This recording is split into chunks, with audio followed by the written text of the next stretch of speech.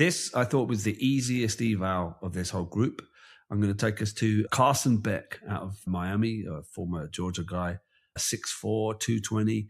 Been around for a while. What is he? 5 seasons, 3 as a starter. And he is a touch, dump off, Taylor Heineke / tour, Dink-and-Dunk, YAC style, offense, point guard, quick strike. That guy. That's him. He can spin it. He's got nice anticipation, nice accuracy, zip, lovely touch passes. And he's the top out of all of these dudes at completion percentage, 72.7%. He is your game manager, climbs the pocket well, doesn't bail out. He's really well coached, nice vision, goes through his progressions, really experienced quarterback, and you know what you're getting. However, do see some bad decisions under pressure. That's the area he needs to improve most. He plays within structure really well. As soon as things go off the rails, bad stuff happens. And combine that with the fact he doesn't have a great arm. He's got nice, tight, compact mechanics. He's coached well. Everything looks like operationally well, but there's no zest. There's no verve. The ball doesn't arrive with velocity. And to me, he is an ultimate pro-ready backup. And he's got a shot at being a starter. One of those guys that will be a coach's best friend, will know the system, be very prepared, will have shots at starting, and will duck in and out of being a starter, being a backup, being a starter. And that's draftable and that's useful, but hard to get excited about him. I'm at value with him. I just thought it's really easy and really obvious. Do you disagree? No, I'm 100% agree with pretty much everything you've said there. When the game goes bad for him, it goes really bad. Did you watch the Louisville game where he threw 4 interceptions, should have been 5? It just got worse and worse. He'll give you something with his legs, but not really a true dual threat in that sense.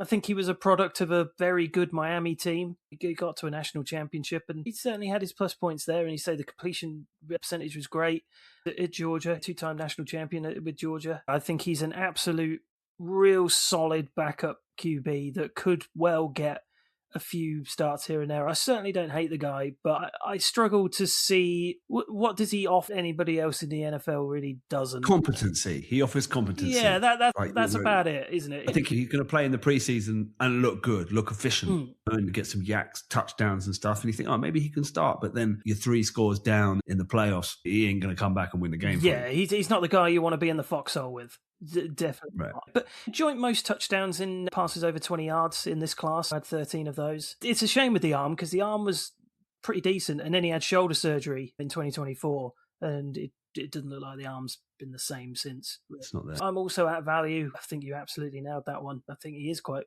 easy, an easy eval. Yeah, it's an easy one. Yeah. What about you, Rich? I'm a -1 on him. The UCL injury, where he had to get Tommy John surgery, it's a big concern. It has an 80 to 95% success rate, but looking at his tape, because I watched him when he was at Georgia and then, of course, Miami, he just doesn't seem to have the same velocity. The doctor is a top-notch guy. Elatros did his surgery. He's the same guy who did Tom Brady's knee.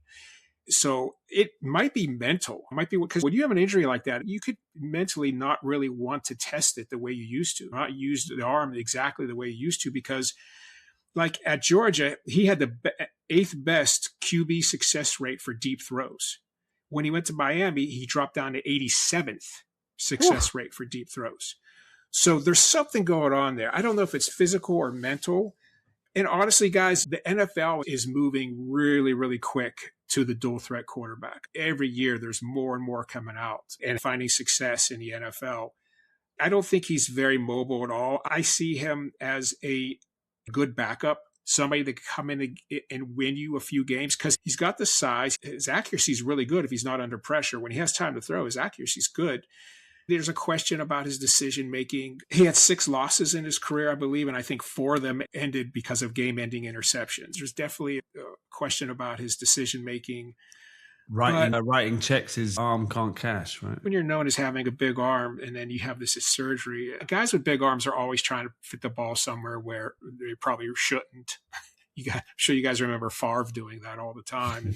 And most of the time they get away with it. But when he didn't, it was usually catastrophic. It feels like you're getting a good guy in the room and a pro-ready backup. I think that's, that's it. Yeah, he can win. I think he can come in and win some games for you for sure. Yeah, he's like a plus Duck Hodges. Yeah, right. With a much better arm.